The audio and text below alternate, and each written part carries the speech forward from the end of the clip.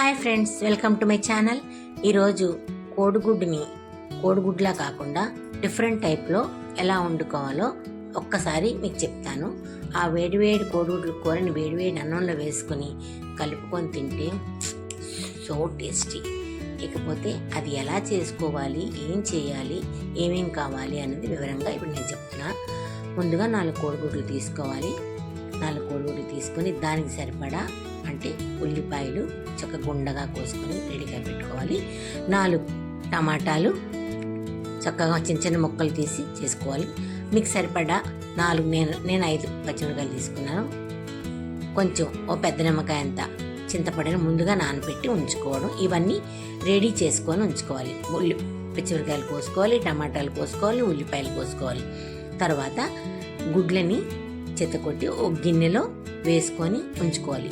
ఉంచిన తర్వాత ఆ గుడ్లని బాగా బీట్ చేయాలన్నమాట. బాగా బీట్ చేయాలి. ఎంత బాగా బీట్ చేస్తే అంత బాగా ఆమ్లెట్ పొంగుతుంది. ఆమ్లెట్ పొంగితే ప్లఫీగా అది టేస్టీగా ఉంటుందన్నమాట. బీట్ చేసిన తర్వాత ఒక ప్యాన్ పెట్టుకుంటాం. ప్యాన్ పెట్టుకొని 3 టేబుల్ స్పూన్లు నూనె వేసుకుంటాం. అందులో నూనె వేసుకున్న తర్వాత కొంచెం బాగా మరిగిన తర్వాత నూనె ఈ బీట్ చేసి పెట్టుకున్న ఆ కోడిగుడ్లకంతా వేసేసుకుంటాం. పూర్తిగా జాగ్రత్తగా వేసేసుకున్న తర్వాత దాన్ని స్లో మంట మీద చక్కగా స్లోగా కాలనివ్వాలి. అది హైలో పెట్టేసుకుంటే పూర్తిగా మాడిపోతుంది. ఆమ్లెట్ తిరిగి మనకు సరిగా తిప్పడానికి రాదు. కాబట్టి చాలా స్లోగా దాన్ని చక్కగా కాల్చుకుంటే ఇలాగ చూసారా పొంగుతుంది. అలా పొంగుతుంది అన్నమాట. ఇలా పొంగిన ఈ ఆమ్లెట్ని మెల్లిగా జాగ్రత్తగా విరిగిపోకుండా ఒక పక్కకి తిప్పుకోవాలి. కాలుతుంది చూడండి. ఇంకా కొంచెం ఈ కాలిన దాన్ని జాగ్రత్తగా చేతి అట్ల పుల్లతో తిప్పుకోవాలి. తిప్పుకుంటే చూసే మంచి రంగు వచ్చింది. అటుపక్క కూడా ఇలాగే కాలిన తర్వాత కాసేపు ఉంచిన తర్వాత కాలిపోయింది అని మనకి అనిపించిన తర్వాత ఇది తీసి పక్కన పెట్టేసుకొని చాకుతో ముక్కలు కోసుకోవాలి. స్క్వేర్ ముక్కలు కోసేసుకొని అవన్నీ ఓ పక్కన రెడీగా పెట్టుకోవాలి. పెట్టుకున్న తర్వాత మూకుడు పెట్టుకొని పొయ్యి మీద మళ్ళీ ఒక 2-3 టేబుల్ స్పూన్లు నూనె వేసుకొని అప్పుడు ఈ రెడీగా పెట్టుకున్నాం కదా ఉల్లిపాయ ముక్కలు అవన్నీ ముందుగా ఉల్లిపాయ ముక్కలు వేసుకోవాలి. ఉల్లిపాయ ముక్కలు వేసిన తర్వాత పచ్చిమిరపకాయ ముక్కలు, కరివేపాకు కూడా ఆ ఉల్లిపాయలతో పాటే వేసేయాలి. ఎందుకంటే 2 కలిపి ఒకేసారి వేగితే మంచి టేస్ట్, మంచి వాసన వస్తుంది కూర. వేసాను కదా, వేగిపోయాయి. ఉల్లిపాయలు టేస్ట్ మారిన తర్వాత టమాటా ముక్కలు వేసుకోవాలి. ఉల్లిపాయలు సగ్గిన తర్వాతే టమాటా ముక్కలు వేసుకోవాలి. లేకపోతే టమాటా ముక్కలు వేస్తే మళ్ళీ ఉల్లిపాయలు వేగవు. సో అది గుర్తుంచుకోవాలి మనం. టమాటాలు వేసి బాగా కలిపిన తర్వాత టమాటాలు కూడా బాగా మగ్గిపోయే వరకు మనం జాగ్రత్తగా కలుపుతూ ఉండాలి.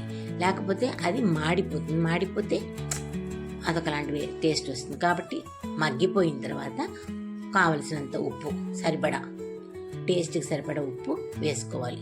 ఉప్పు వేసేసుకున్న తర్వాత ఇలా దిగిపోతుంది మొత్తం అంతా కూర. దగ్గరికి అయిపోయిన తర్వాత కారం వేసుకోవాలి. నేనైతే 3 స్పూన్స్ కారం వేసుకుంటున్నాను. మీకు తగినంత మీరు కారం వేసుకోవచ్చు. కారం మసాలా కారం మాత్రమే వేసుకోవాలి. అది మాత్రం గుర్తుంచుకోండి.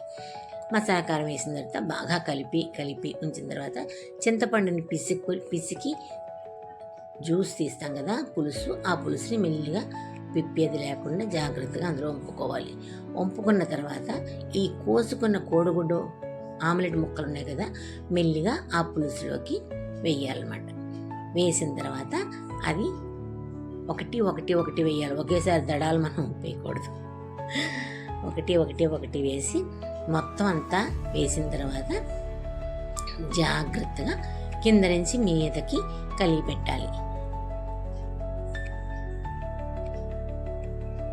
కింద నుంచి మీదకి అలా కలిపి పెట్టాలి. కలిపి పెట్టిన తర్వాత స్టవ్ హైలో పెట్టి కాసేపు బాగా మరగనివ్వాలి. ఆ పులుసుని బాగా మరిగితే ముందు, తర్వాత అది ముక్కకు బాగా పడుతుంది. అది దగ్గర చిక్కబడిన తర్వాత స్లో చేసుకొని కాస్త మంట వచ్చి ఒక 10 నిమిషాలు ఉంచుకొని దింపేసుకోవచ్చు. దింపేసుకున్న ఆ పులుసు సరే ఎంత టేస్టీగా మంచి కలర్ఫుల్గా ఉందో. వేడివేడి అన్నంలో ఈ పులుసు వేసుకొని కలుపుకొని ఆ ముక్క నంచుకొని తింటూ ఉంటే భలే ఉంటుంది టేస్ట్. ఎలా ఉందో ఒక్కసారి టేస్ట్ చేసి నాకు చెప్తారు కదా.